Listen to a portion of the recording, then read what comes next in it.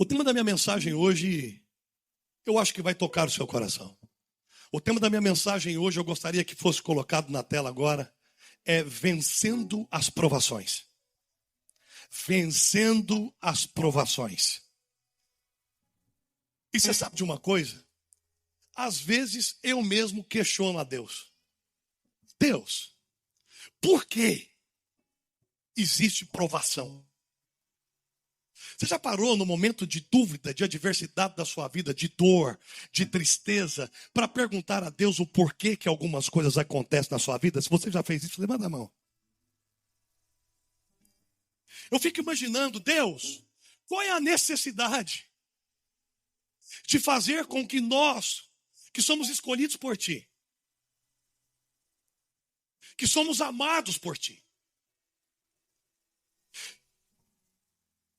que procuramos conhecer a Tua palavra para experimentar a verdade que ela revela para nós.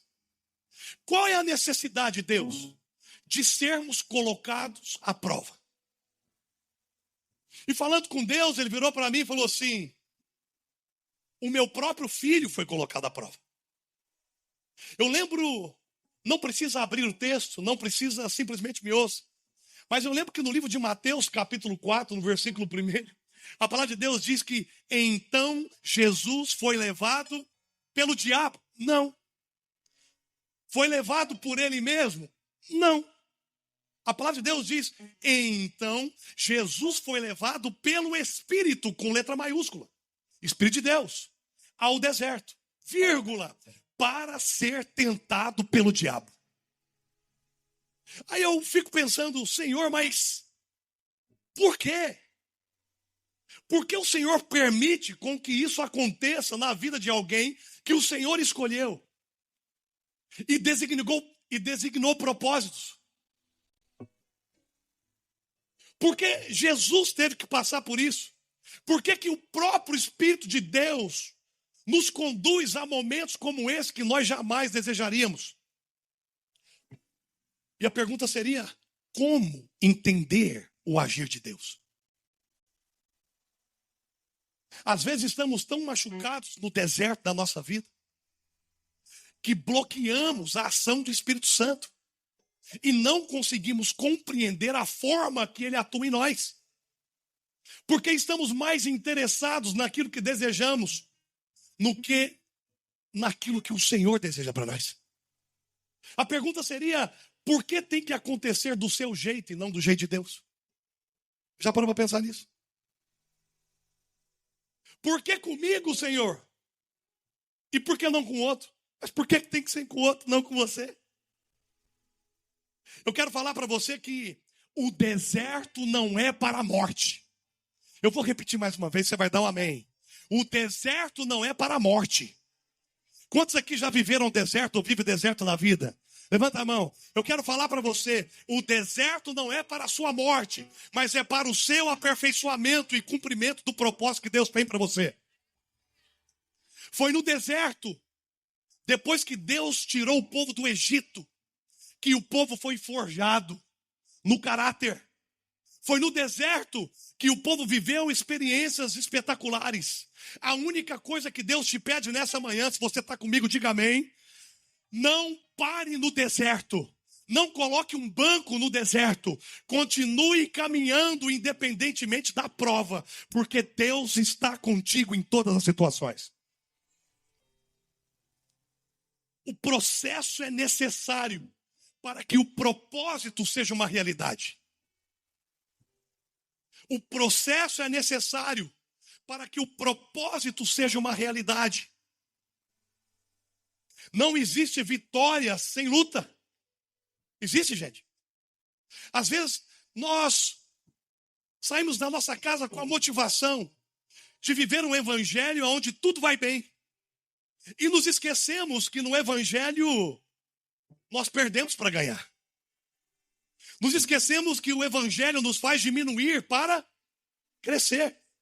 Faz com que nós venhamos a desaparecer para que a vontade do Senhor Jesus seja evidente na nossa vida. Eu não estou falando que Deus não é o Deus que proporciona prosperidade. Eu declaro que essa igreja é próspera em nome de Jesus, amém?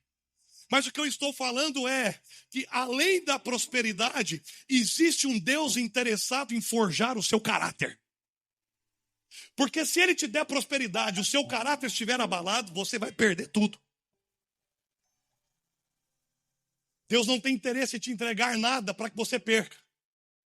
Muitas das coisas que acontecem na nossa vida não foi Deus. E nem o diabo. Fomos nós mesmos. Sabia disso? Olha para o lado com o rabinho de olho e fala assim, foi você, viu?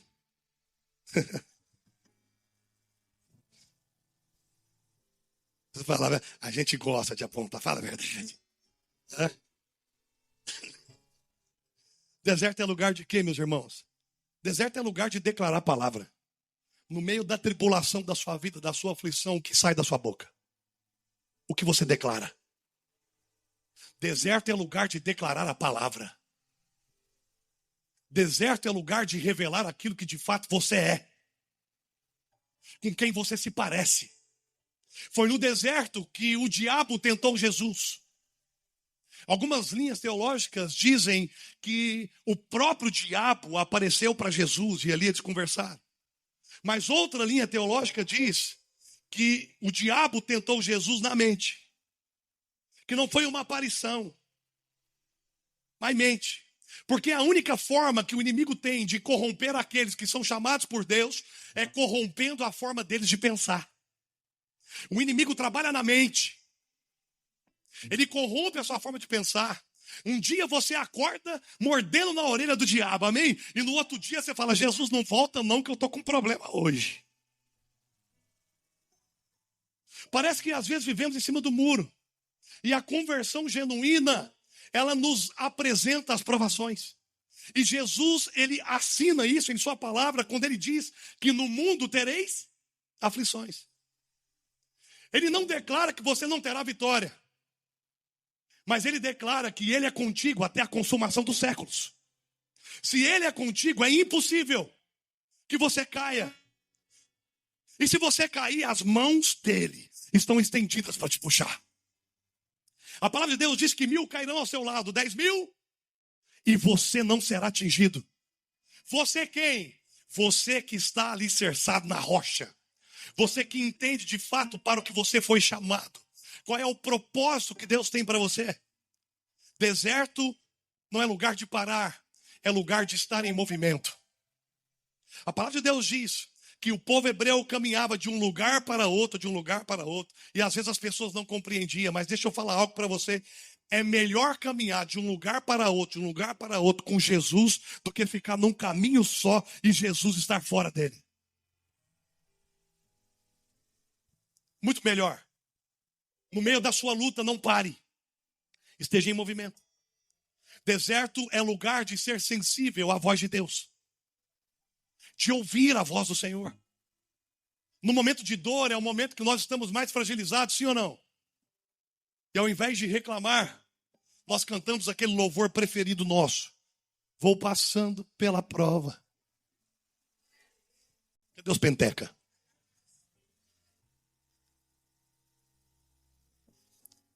Difícil é passar pela prova sem murmurar. Difícil é passar pela prova sem questionar a Deus. Difícil é passar pela prova sem se esquecer de quem de fato Ele te gerou para ser. Ah, você está comigo? Estou falando com você, diga amém. Mas hoje eu quero compartilhar com você 6 ferramentas importantes que vão te ajudar a vencer as provações. Quem quer? 6 ferramentas importantes que vão te ajudar a suportar as dores, que vão te ajudar a ter a revelação correta daquilo que o Senhor deseja para você. 6 ferramentas importantes. E a primeira ferramenta que eu quero compartilhar com você é: não permita que a sua dor seja maior do que o seu clamor.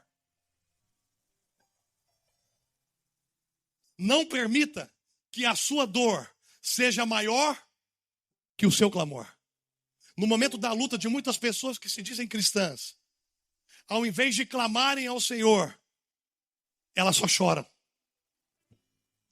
Eu não estou falando que você não possa chorar, mas quando chorar, Faça como aquela mulher que entrou na casa do fariseu. Chore nos pés de Jesus. A palavra de Deus diz no livro de Salmos 86:7. No dia da angústia, olha o que o salmista diz. No dia da angústia, clamarei a ti. A quem você tem clamado? No dia da sua dor, a quem você tem alimentado? Porque o que você alimenta é o que cresce dentro de você. Você alimenta a fé, você alimenta a fortaleza do seu Deus, ou você continua chorando e alimentando a sua dor? E permitindo com que a sua dor seja sempre maior do que a sua capacidade de clamar e reconhecer o Deus que pode fazer abundantemente mais do que você pede e pensa. No dia da minha angústia, clamarei a ti, pois tu me responderás. Quantos acreditam num Deus que responde? Levanta as mãos para o alto e fala: eu creio que o Senhor tem resposta para mim nessa manhã. Sabe o que mais que o salmista diz? Salmo 121:2. Ele diz assim: o meu socorro vem do Senhor. Sabe o que eu aprendo com isso, queridos? Que o seu socorro não vem do seu melhor amigo. Quantos já contaram um segredo para o melhor amigo e quando observaram estava em problemas aqui? Deixa eu ver. Sabe o que eu aprendo com isso, meu irmão? Que o seu socorro não vem do seu trabalho. Porque afinal de contas, até o seu trabalho foi porta que Deus abriu. O seu socorro não vem da sua capacidade de obrar, de fazer alguma coisa para chamar a atenção de Deus. Deus não está em busca de barganha. Ele está em busca de derramar sobre você bênçãos superabundantes e sem medidas. Diga: o meu socorro. Vamos com fé. Diga: o meu socorro vem do Senhor. Sabe que Deus é esse? A palavra de Deus diz que é o Deus que fez os céus e fez a terra. Sabe o que ele disse? Clama-me e responder-te-ei. Às vezes, no meio da nossa dor, não temos resposta, porque paramos de clamar. Desacreditamos da capacidade que Ele tem de virar o quadro da nossa vida. Existem pessoas aqui nessa manhã que Deus trouxe a esse lugar para um tempo novo, porque Ele deseja virar o quadro da sua vida, mas Ele espera de você um passo de fé. Se você crê, diga: eu creio. A segunda ferramenta que eu quero compartilhar com vocês, meus queridos, é: não permita que o medo seja maior do que a sua vontade de vencer. Rapaz, vou mudar de país. Será que vai dar certo? Vou mudar de estado. Será que vai dar certo? Vou mudar de trabalho. Será que vai dar certo? Eu não sei se você sabe, mas eu quero compartilhar com você. Aquele que às vezes brincamos quando falamos isso. Até porque é muito ousado falar isso, mas eu vou falar, amém? O microfone está na minha mão. Aquele que controlava a agenda de Deus. Olha que loucura que eu falei aqui agora, pastor Val.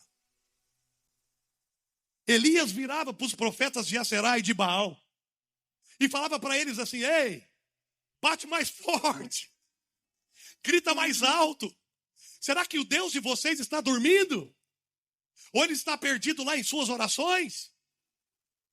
Ele tirava onda. Ele zombava. A palavra de Deus diz que ele zombava dos profetas de Baal. E de repente, uma nuvem do tamanho da mão de um homem. Olha que loucura. Em uma terra seca, onde o povo não encontrava mais água. Onde o rei já estava cavalgando para o encontro de água. Olha que loucura. Ele pede para trazer aquilo que tinha e encharca o altar. E quando ele clama, meus queridos, desce fogo dos céus e consome tudo. Esse profeta, o profeta Elias, foi o profeta que, mesmo vivendo o propósito de Deus, mesmo experimentando experiências sobrenaturais com o Senhor, mesmo matando mais de 450 profetas de Baal, esse profeta se coloca dentro de uma caverna. Sabe por quê? Pergunta para mim, fala, por quê, pastor? Porque o medo paralisa. Sabe por que algumas coisas ainda não aconteceram na sua vida? Porque você tem alimentado medo. E hoje Deus quer tirar de você alguns medos que você tem em áreas da sua vida para proporcionar para você um novo tempo e te enviar a novos lugares. Quantos creem? Levanta a mão para o alto e fala, eu creio. O seu medo não pode ser maior do que a sua vontade de vencer. Deus te chamou para ser vencedor. Não tenha medo de recomeçar a sua vida. Não tenha medo de recomeçar novos projetos. Não tenha medo de encarar o seu problema de frente. Quem sabe o passado que você viveu, ao invés de te projetar, tem te escravizado. E hoje Deus está aqui nesse lugar para te curar e te libertar de tudo isso que tem te aprisionado. Salmos 23:4 diz assim: mesmo que eu ande pelo vale da sombra da morte, não temerei mal algum. Por quê? Porque tu estás comigo. Deus não nos chama para andar só em ruas de ouro, para nos assentarmos só em cadeiras confortáveis. Não, Ele te chama também para te enviar a lugares que você jamais pensou colocar a planta dos seus pés. Mas quando você estuda a cultura judaica e o pastoreio de um pastor de ovelhas, sabe o que nós aprendemos? Que ele coloca as suas ovelhas no aprisco e ele desce primeiro no vale. Ele observa o caminho e com a sua vara, se necessário for, ele vai batendo naquilo que tem possibilidade de matar uma ovelha. O Senhor vai na frente. O pastor vai na frente. E é por isso que ele conduz as ovelhas no vale da sombra da morte, sem que elas temam mal algum, porque ele está com elas. É por isso que ele conduz as ovelhas às águas tranquilas e a pastos verdejantes, porque Deus é o maior interessado em te levar em lugares dos quais você nunca colocou a planta dos seus pés. Você está comigo? Diga glória a Deus, vai. No medo você não pode encontrar coragem em Deus. Mas ele pode te encorajar. De si próprio não, mas nele nós somos mais do que vencedores. Mais do que vencedores. E você pode superar grandes obstáculos. 3. Está abençoando a sua vida? O terceiro conselho é: confie, agradeça e descanse. Agora fala comigo. No meio da adversidade, é fácil confiar? É fácil, igreja? É fácil agradecer? Você está em luta, às vezes você está murmurando. Aqui ninguém faz isso, ninguém murmura. Mas nas outras igrejas aí, às vezes, lá fora, tem um monte de gente. No Life House, não. Mas não é fácil, irmão. Mas esse é um conselho bom para você vencer as provações. Entregue suas preocupações ao Senhor, Salmo 55:22. E Ele o susterá. Jamais permitirá que o justo venha cair. Quantos justos eu tenho dentro desse quarto aqui nessa manhã, que pode levantar a mão e falar: obrigado, Jesus, porque o Senhor é comigo. Confiar em Deus é a arte de caminhar sobre as águas e não se afundar. Isso é caminhar em Deus. Existe um texto na palavra de Deus, também em Salmos, que diz: deleita-te no Senhor. Quantos já viram esse texto? Deleita-te no Senhor. E eu comecei a estudar isso. Porque eu pensava que deleitar era a mesma coisa que descansar, Bispo Alexandre. E quando eu comecei a estudar esse texto, eu passei a perceber que deleitar não é sobre descanso. Porque também existe um texto ali na frente que fala o quê? Descansa nele, confia, e o mais ele fará. Deleitar na palavra de Deus, quando você estuda isso no original, significa satisfação. Muda tudo, irmão. Porque como posso eu estar satisfeito no meio da minha dor? Como posso eu estar satisfeito no meio da crise que eu estou enfrentando dentro da minha casa? Como que posso eu estar satisfeito quando eu tenho uma enfermidade que tem assolado o meu corpo? O que o salmista está ensinando, a profundidade da palavra é: esteja satisfeito em mim em qualquer ocasião da sua vida. Porque quando o nosso nível de satisfação no Senhor for suficiente, nós vamos conseguir descansar a ponto de confiar e permitir com que Ele faça a mudança que nós tanto precisamos. Então é muito importante confiar no momento de luta. Confie que o Senhor é contigo. Agradeça, mesmo que os olhos naturais não contemplam vitória, caminhe por fé e veja a vitória que Ele está colocando nas suas mãos. Olha para a sua mão aí, ó. Deus está colocando vitória nas suas mãos, em meio às provações da sua vida. Você não conseguirá ver isso com os olhos naturais, mas por fé você pode tomar posse e falar: eu não abrirei mão. Quarto conselho, diga glória a Deus. Isso aqui é maravilhoso, irmão. Olha aí que lindo. Vamos ler junto? 1, 2, 3 e esperar. Quem já precipitou aqui? Não precisa. Não precisa. Sabia que muitas dores que nós enfrentamos, problemas que temos, é por causa da nossa alta capacidade de precipitação? O papai dizia quando eu era pequeno: para de passar o carro na frente dos bois. Tem muita gente querendo para hoje aquilo que Deus não deseja. E aí você busca com as forças dos seus braços e de repente você se vê em problemas. Esperar é melhor do que precipitar.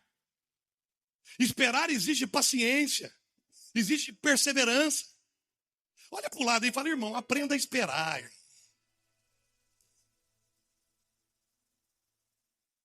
Eu vi alguns olhar assim com o olho mais bravo, outros olhou rindo, viu? Tipo assim, viu, apressadinho? Não pode, irmão, olhar assim pro irmão. Entendeu? Rapaz,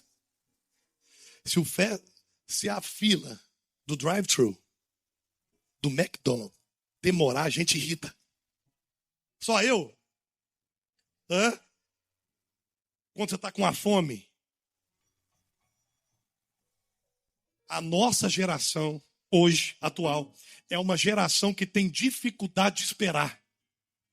Por quê? Eu estou passando por essa prova, eu já estou esperando há 1 mês, 2 meses, 1 ano. Esperar é melhor do que precipitar. Vamos cercar isso com a Escritura? Olha o que diz o livro de Salmos 27, 14. Espere no Senhor. Como que nós esperamos? Se você não aprender a esperar no Senhor, você vai entrar em crise. Vai acontecer e vai atrasando. Vai acontecer e parece que o negócio não vai. Se a sua satisfação, deleite, não proporcionar confiança a ponto de você descansar, você vai ter dificuldade de esperar, porque você está esperando em você mesmo e não no Senhor. Espere no Senhor. Seja forte. Sabe por que a Bíblia fala isso aqui? Porque para esperar tem que ser forte. Quer ver o negócio? Eu vou mexer com alguns. Posso? Você permite? Fala amém. Ô jovem, para esperar aquele negócio, tem que ser forte. Cadê a juventude dessa igreja? Deixa eu ver. Cadê os jovens aqui? Cadê a juventude dessa igreja? Deixa eu ver. Se você não casou ainda, irmãozinho, para esperar você tem que ser. E tem que esperar em quem? Porque se você esperar em você, o hormônio não converte. Vocês sabiam que o hormônio não converte? Vocês sabiam? Então a melhor coisa que tem é esperar no Senhor. Tem que ser forte. Tem que ter coragem para falar assim: meu Deus do céu, livrai do mal, amém. Conhece o malamém? Lá em Minas Gerais fala malamém, emenda tudo, né? Livrai do malamém. Quando eu olhava assim, meu Deus, malamém aí, ó. Tem que ser forte, irmão. Tem que ser forte para resistir os desejos da carne, o que o mundo proporciona. O mundo lá fora é muito atrativo, sim ou não? Mas nós temos um mundo que é eterno. Estamos passando por essa terra, mas a vida eterna, ela já começa agora em Cristo Jesus. E um dia nós experimentaremos os céus. Quem quer ir para o céu? A palavra de Deus diz em Isaías 40, 31, que aqueles que esperam no Senhor renovarão as suas forças. Vale a pena esperar. Quem sabe esperar em Deus jamais perderá tempo. Eu vou repetir, essa é para fazer assim, ó. Quem sabe esperar em Deus jamais perderá tempo. Diga glória a Deus bem alto. 5, penúltimo. Tenha certeza de que você não está sozinho. Tenha certeza, no momento da sua luta, da sua provação, de que você não está sozinho. Deus é contigo. Deuteronômio, capítulo 31, versículo 8 diz: o próprio Senhor irá à sua frente, estará com você. E Ele nunca o deixará, nunca o abandonará. Não tenha medo, não desanime. Tem coisa melhor do que a palavra de Deus?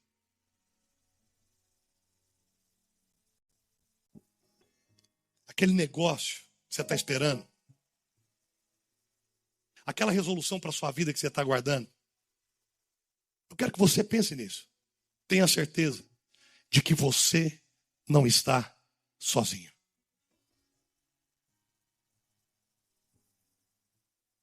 Quem tem Deus não está sozinho.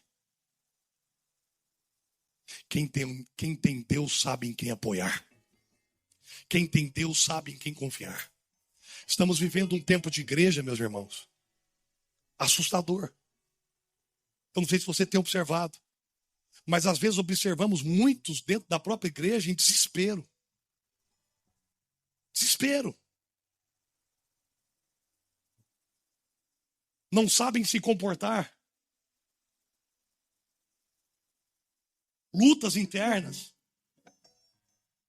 E isso é algo que verdadeiramente revela a maturidade que a igreja tem em Cristo. Uma palavra dessa é uma palavra de direcionamento. É uma palavra de alto nível de reflexão. Para que você possa compreender que quando você sair daquelas portas ali, você tem todas as ferramentas que você precisa para suportar as provações da vida. Porque você sabe que você não está sozinho. Dá uma balançada aí no irmão e fala: você não está sozinho não, irmão. Número 6 e último. Número 6 e último.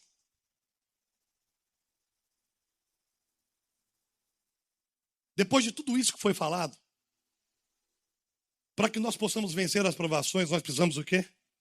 Nos esforçar e sermos corajosos. Porque não venha falar para mim que é fácil ser provado e que isso não exige esforço e não exige coragem. Porque para que você possa vencer algumas provações, mesmo que o Senhor esteja contigo, você precisará quebrar alguns paradigmas mentais que foram construídos dentro de você. E quem sabe você construiu alguns monstros que nem existem. E agora você está lutando com eles. Mas não é algo de Deus e às vezes nem algo do diabo. É algo que a sua dor promoveu em você. Que você alimentou e agora ela construiu dentro de você alguns bloqueios, algumas barreiras que necessitam ser quebradas. E para que eu possa quebrar isso, eu preciso compreender o que Deus tem para mim. E principalmente quem Ele me gerou para ser. Porque se eu sei qual é a minha identidade em Cristo, a minha resposta é efetiva. Por quê? Porque ela está fundamentada na palavra de Deus. Então, ser forte, se esforçar, ser corajoso é possível quando o meu alicerce é um alicerce sólido. A Bíblia fala profundamente da pedra angular, que é a pedra de sustentação, sim ou não? Amém, igreja? Mas a Bíblia fala também, olha que interessante, que a mesma pedra de sustentação, ela pode servir como pedra de tropeço. Sabia disso? O mesmo Jesus que salva, eu acho isso incrível. É o mesmo Jesus do qual muitos se apresentarão a ele lá na frente, e ele falará: apartai-vos de mim, porque eu não vos conheço. Olha que incrível. Senhor, mas eu curei em seu nome. Eu ia no culto todo domingo, passava perfume, penteava o cabelo, e punha minha roupa de ver Deus e ia. Eu levantava as minhas mãos para o alto. Eu te adorava, saía a glória da minha boca. Ei, existem muitas pessoas que honram ao Senhor com os lábios, mas o coração está longe dele. Deus não está preocupado com quão alto você grita. Ele está preocupado com o nível do seu coração para com ele.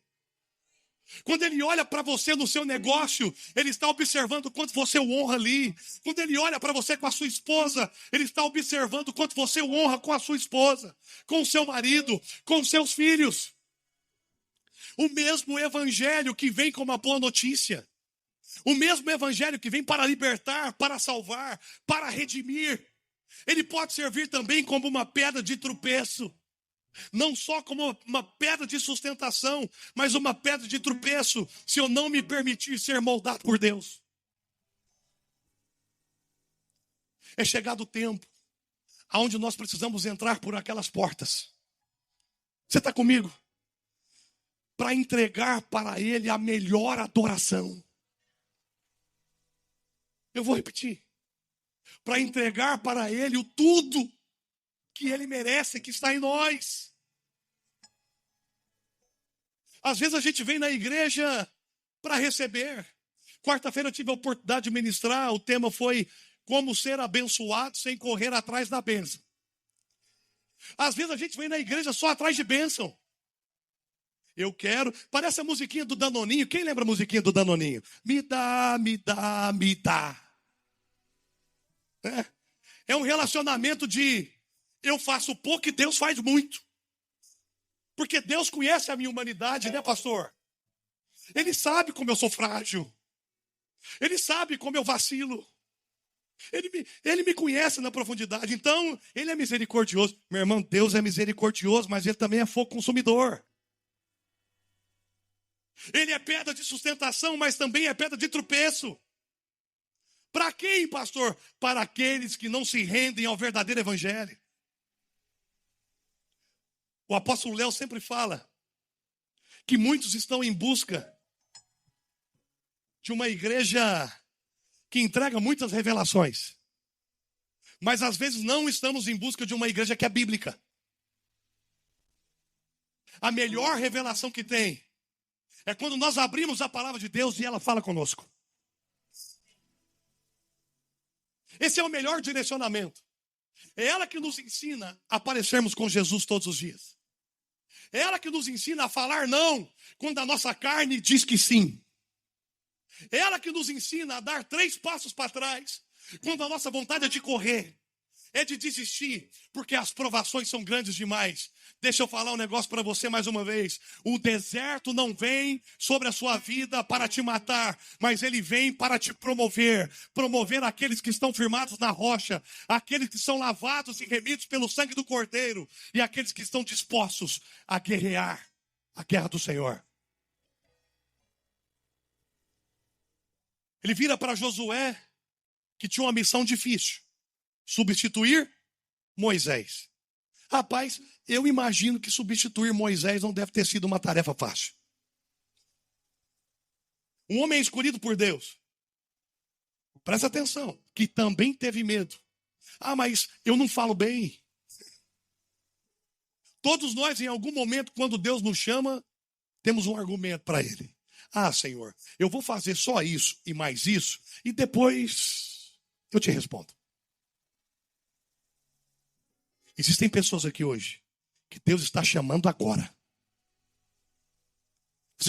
Você já parou para pensar que nós não sabemos o que pode acontecer daqui a 10 minutos? Já pensou que loucura seria se Deus nos apresentasse o futuro? Agora. Diga agora. Diga forte, agora. É agora. Já não há condenação para aqueles que estão em Cristo Jesus. O momento é agora. Ele vira para Josué e fala: Josué, não fui eu que ordenei a você? Quem está passando por lutas aí? Deixa eu ver. Tem muita gente aí passando por lutas? Olha o que Deus está falando aqui, ó. É só tirar Josué da parada e pôr o seu nome. Coloca seu nome. Olha aí, ó. Não fui eu que ordenei a você? Seja forte, corajoso. Não se apavore nem desanime. Se coloque em pé. Se coloque em pé.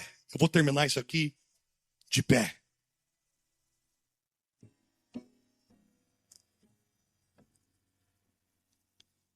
Não se apavore nem desanime, pois o Senhor, o seu Deus, estará com você por onde você andar. Vamos repetir isso? Não se apavore nem desanime, porque o Senhor, seu Deus, estará com você por onde você andar. Sabe o que eu aprendo com isso, meu irmão? O importante não é vencer todos os dias, mas lutar sempre e compreender que Deus está conosco. Não é todo dia que você vai ter vitória, mas Deus estará com você todos os dias. Sabe por quê? Você está disposto a lutar no meio da sua dor. No meio da tempestade, confie no Senhor. Eu quero que você levante as mãos para o alto. Enquanto o louvor vai subindo, nós vamos entoar um louvor aqui, um cântico. Eu sei que essa mensagem ela veio de encontro com algumas pessoas que levantaram as suas mãos, que estão passando por luta. Nós temos muitos pastores nessa casa, cheios da autoridade do poder de Deus. E nós vamos declarar sabedoria sobre a sua vida nesta manhã, para que você tenha vitória sobre essa provação. Quantos creem nisso? Quantos creem? Nós vamos declarar para alguns que essa provação venha cessar na sua vida em nome de Jesus, para que você possa avançar para uma próxima etapa, atingir o próximo nível que Deus tem preparado para você. Isso não significa que novas não se levantarão, mas eu repito mais uma vez, o Senhor é contigo. Amém, queridos? Levante suas mãos para o alto. Em nome de Jesus. Comece a clamar ao Senhor. Eu não sei qual é a prova. Eu não sei qual é a dor. Eu não sei qual é a dúvida. Mas eu sei que nesta manhã o Senhor tem resposta para algumas pessoas aqui. Você que tem perguntado a Deus o porquê de algumas coisas na sua vida, o Senhor tem resposta para você nessa manhã. Você que levantou a sua mão e declarou: não, eu tenho passado por algumas provas. Nós vamos declarar um novo tempo de Deus na sua vida. Você crê? Você que levantou a sua mão, eu queria pedir para você, vem aqui na frente. Nós vamos declarar um novo tempo de Deus na sua vida. Nós vamos declarar sabedoria sobre você. Essa provação vai cessar. Deus vai te dar estratégias. Deus vai te dar discernimento espiritual. Deus vai trazer sobre você um bálsamo, honra. O choro vai cessar hoje. Em nome de Jesus. Em nome de Jesus, por favor, vai ajudando as pessoas. Vai conduzindo. Em nome de Jesus. Em nome de Jesus. Em nome de Jesus.